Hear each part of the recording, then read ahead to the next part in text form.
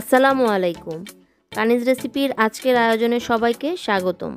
এখন যেহেতু শীতকাল, এখন বাজারে সব ধরনের সবজি পাওয়া যাচ্ছে খুব সহজেই। তাই আজ আমি আপনাদেরকে শীতকালীন সবজি দিয়ে পাঁচমিশালি সবজি রান্না করে দেখাবো খুব সহজভাবে। আশা করি আমার ভিডিওটি আপনাদের ভালো লাগবে এবং সাথেই থাকবেন। আর এই সবজি রান্না আমি খুব একটি স্পেশাল মশলা ব্যবহার করব, সাথেই থাকুন, দেখতে পাবেন। আর দেরি না করে চলে যাচ্ছি মূল প্রস্তুত প্রণালীতে। আমি চুলায় একটি প্যান বসিয়ে দিয়েছি এবং এখানে হাফ কাপ পরিমাণ ছোলার ডাল ভিজিয়ে রেখেছিলাম 2 ঘন্টার জন্য। দেখতেই পাচ্ছেন কতটা সফট হয়ে গেছে। ডালটা আমি একটু সিদ্ধ করে নিব, তাই আমি প্যানে ডাল দিয়ে দিলাম এবং দিয়ে দিচ্ছি 1 কাপ পরিমাণ পানি, দিয়ে দিচ্ছি 1 চা চামচ পরিমাণ লবণ। এখন একটু নেড়ে তারপর আমি ঢাকনা দিয়ে 5 মিনিট এটাকে সিদ্ধ করব। ফিরে আসছি 5 মিনিট পর। ফিরে এলাম 5 মিনিট পর।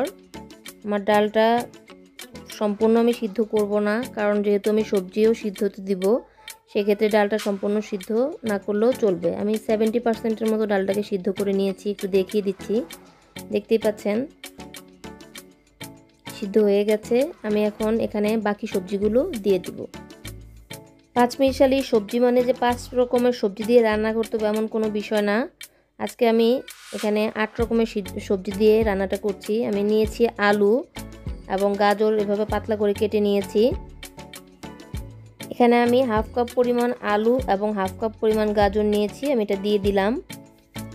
এবার দিয়ে দিচ্ছি কুমড়া। আমি এখানে 1 কাপ পরিমাণ কুমড়া নিয়েছি এবং কুমড়োগুলো আমি একটু বড় বড় করে পিস করে নিয়েছি, যেহেতু কুমড়া খুব তাড়াতাড়ি সিদ্ধ হয়ে যায়, সম্পূর্ণগুলো যেন গলে না যায়, এজন্য একটু বড় বড় করে পিস করে নিয়েছি। তাই আমি 1 কাপ পরিমাণ কুমড়ো দিয়ে দিলাম। এবার নিয়েছি বেগুন। এখানে 1 কাপ পরিমাণ বেগুন আছে, বেগুনগুলো আমি একটু বড় বড় করে পিস করে নিয়েছি, দেখতেই পাচ্ছেন। বেগুনটাও আমি দিয়ে দিলাম। এবার দিয়ে দিচ্ছি সিম। এখানে আমি 1 কাপ পরিমাণ সিম এভাবে করে পিস করে কেটে নিয়েছি, সিমটাও দিয়ে দিলাম। এবার নিয়েছি ফুলকপি। এখানে আমি 1 কাপ পরিমাণ ফুলকপি নিয়েছি। ফুলকপিগুলো আমি কিন্তু একটু বড় করে কেটেছি কিছু, আবার একটু ছোট করে কেটেছি কিছু, দেখতেই পাচ্ছেন, যাতে করে ফুলকপিগুলো ছোটোগুলো সিদ্ধ হয়ে গলে গেলেও বড়গুলো যেন গলে না যায়, কিছুটা আস্ত থাকে কিছুটা গলে যায়, সেটাও দিয়ে দিলাম। এবার দিয়ে দিচ্ছি শসা। এখানে আমি হাফ কাপ পরিমাণ শসা দিয়েছি এবং শসাটা খুবই কচি শসা, দেখতেই পাচ্ছেন, এজন্য আমি একটু বড় করে পিস করেছি, কিন্তু খুব সহজে এটা সিদ্ধ হয়ে যাবে। এবার নিয়েছি 1 কাপ পরিমাণ পেঁয়াজের কলি বা পেঁয়াজের যে ফুল থাকে সেই ডাঁটাটা, তো এটা আমি একটু বড় বড় করে কেটে নিয়েছি, তবে এটা আমি এই মুহূর্তে দিব না, কারণ এটা খুব সহজেই সিদ্ধ হয়ে যায়, এটা আমি আরও পরে দিব। এটা এখন আমি সাইড করে রেখে দিচ্ছি। এবার এর মধ্যে কিছুটা মশলা অ্যাড করব। আমি এখানে নিয়েছি 1 চা চামচ পরিমাণ আদা বাটা, 1 চা চামচ পরিমাণ রসুন বাটা, 1 চা চামচ পরিমাণ জিরার গুঁড়া এবং 1 চা চামচ পরিমাণ হলুদের গুঁড়া। আমি সবগুলো মশলা দিয়ে দিলাম। এবার দিয়ে দিচ্ছি স্বাদ অনুযায়ী লবণ। লবণটা একটু বুঝে দিতে হবে, যেহেতু ডালটা সিদ্ধর সময় আমি লবণ দিয়েছিলাম। এবার দিয়ে দিচ্ছি 2 টেবিল চামচ পরিমাণ পেঁয়াজ কুচি এবং 3-4টি মরিচ আমি 2 টুকরা করে দিয়েছি। ঝালটা যে যার পছন্দ অনুযায়ী দিতে পারেন। দেয়া হয়ে গেছে। এবার দিয়ে দিচ্ছি 1 কাপ পরিমাণ পানি। পানিটা এমনভাবে দিতে হবে যাতে করে সবজির নিচে থাকে, পানিটা সবজি ডুবে না যায়। আমি নেড়ে চেড়ে নিচ্ছি ভালোভাবে, মশলাগুলো মিক্সড করে দিচ্ছি। এখন ঢাকনা দিয়ে এটাকে আমি 10 মিনিট রান্না করে নেব। ফিরে আসছি 10 মিনিট পর। ফিরে এলাম 10 মিনিট পর। এ পর্যায়ে নেড়ে চেড়ে আমি এখন দিয়ে দিব পেঁয়াজের পাতাগুলো।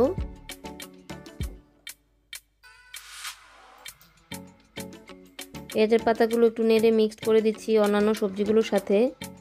আর দেখতেই পাচ্ছেন কতটা পানি বের হয়েছে। তো আমি এখন আর এটাকে ঢাকনা দিয়ে ঢাকবো না, এভাবেই ঢাকনা ছাড়াই এটাকে আমি জাল করব, যাতে করে পানিটা শুকিয়ে যায়।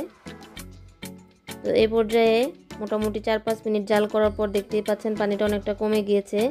এখন আমি এরকম একটা চামচ দিয়ে কিছু সবজি ভেঙে বা একটু থেতলিয়ে দিব, যাতে করে সবজির ঝোলটা একটু থিকই হয়, একবারে পাতলা না হয়ে একটু থিকই হবে, এভাবে ভেঙে দিতে হবে। তাই আমি কিছু ডালও ভেঙে দিচ্ছি একইভাবে। এবার সবজিগুলো চেক করে নিচ্ছি সিদ্ধ হয়েছে কিনা, সবগুলোই দেখিয়ে দিচ্ছি। সবগুলো সবজি সিদ্ধ হয়ে গিয়েছে। আমি ঝোলটা এর থেকে আর কমাবো না। এখন এই অবস্থায় আমি এটাকে নামিয়ে এটিকে একটু বাগার দিব। তো আমি এটি নামিয়ে ঢেকে রাখছি এবং অন্য একটি প্যান চুলায় দিয়ে দিলাম। এবার দিয়ে দিচ্ছি কোকোনাট অয়েল 1 টেবিল চামচ পরিমাণ এবং 1 টেবিল চামচ পরিমাণ সরিষার তেল। এই বাগারটিতে সরিষার তেল দিয়ে করলে অনেক ভালো লাগে সবজিটা খেতে। তেলটা এ পর্যায়ে হালকা গরম হয়ে গিয়েছে। এখন দিয়ে দিচ্ছি 1 চা চামচ পরিমাণ পাঁচফোড়ন। আস্ত পাঁচফোড়ন দিচ্ছি। পাঁচফোড়নের ভিডিও আমার চ্যানেলে আছে, আমি ডেসক্রিপশন বক্সে লিঙ্ক দিয়ে দিব, চাইলে আপনারা দেখে নিতে পারেন। পাঁচফোড়ন দেওয়ার পর দিয়ে দিচ্ছি 3টি আস্ত শুকনো মরিচ।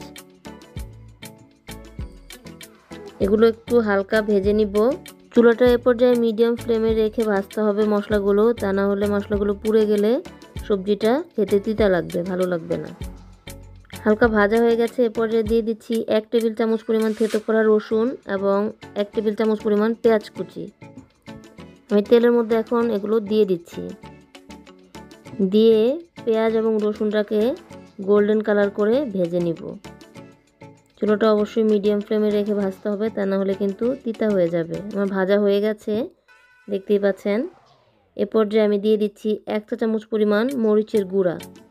বাঘারের মধ্যে মরিচের গুঁড়াটা দিলে সবজির কালারটা খুব সুন্দর আসে, দেখতেও ভালো লাগে, খেতেও ভালো লাগে। আমি এটা দিয়ে আবার একটু তেলের সাথে মিশিয়ে নিলাম এবং এবার দিয়ে দিচ্ছি সিদ্ধ করে রাখা সেই সবজি।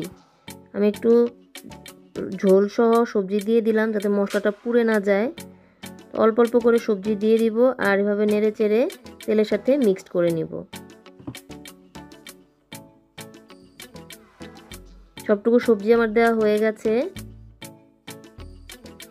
এখন ভালোভাবে আস্তে আস্তে নেড়ে সবজিগুলো উপর নিচ করে তেলের সাথে ভালোভাবে মিশিয়ে দিতে হবে। মেশানো হয়ে গেছে। এখন আমি আপনাদের ঝোলের ঘনত্বটা একটু দেখাচ্ছি, দেখতেই পাচ্ছেন। থিকনেসটা কেমন দেখে নিশ্চয়ই বুঝতেই পারছেন। তো এ পর্যায়ে আমি এভাবে কিছুক্ষণ চুলায় জাল করব এবং এখন দিয়ে দিচ্ছি কিছু ধনেপাতা কুচি। এটা যে যার পছন্দ অনুযায়ী দিতে পারেন। শীতকালীন সবজির মধ্যে ধনেপাতা কুচি দিলে, দেশি ধনেপাতাটা দিলে খুবই ভালো লাগে খেতে। তো আমি এখানে দিয়ে দিলাম 3 টেবিল চামচের মতো কুচি করে এবং এ পর্যায়ে দিয়ে দিচ্ছি আমার সেই স্পেশাল মশলা। আমি এখানে 1 প্যাকেট পরিমাণ নিয়েছি। এটা ম্যাগি স্বাদে ম্যাজিক। এটা সবজির মধ্যে দিলে সবজির টেস্ট অনেক গুণ বেড়ে যায়। এটার দামও খুবই কম, 5 টাকা 1 প্যাকেটের দাম। এটা যে কোনো মুদি দোকানে আপনি পেয়ে যাবেন। আমি এটা দিয়ে এখন সবজির সাথে একটু মিশিয়ে নিচ্ছি এবং চুলাটা এই মুহূর্তে অফ করে আমি ঢাকনা দিয়ে 2 মিনিট পর এটা সার্ভ করছি। আমার রান্না কিন্তু কমপ্লিট হয়ে গেছে। এই তো আমি সার্ভিং ডিশেও নিয়ে নিয়েছি, দেখতেই পাচ্ছেন কতটা ইয়ামি লাগছে। এই সবজিটা আপনারা খালিও খেতে পারবেন, রুটি, পরোটা, সাদা ভাত সব কিছুর সাথেই খেতে পারবেন। খুবই মজার এই সবজিটি। আশা করি আপনাদের দেখে বুঝতে পেরেছেন। ভিডিওটি ভালো লাগলে চ্যানেলটি সাবস্ক্রাইব করবেন এবং বাসায় তৈরি করে খেয়ে দেখবেন, আসলেই অনেক মজার এই সবজিটি। আজ তাহলে এ পর্যন্তই। সবাই সুস্থ থাকবেন, ভালো থাকবেন। আমার পরবর্তী ভিডিও দেখার আমন্ত্রণ রইল। সে পর্যন্ত সবাইকে আল্লাহ হাফেজ।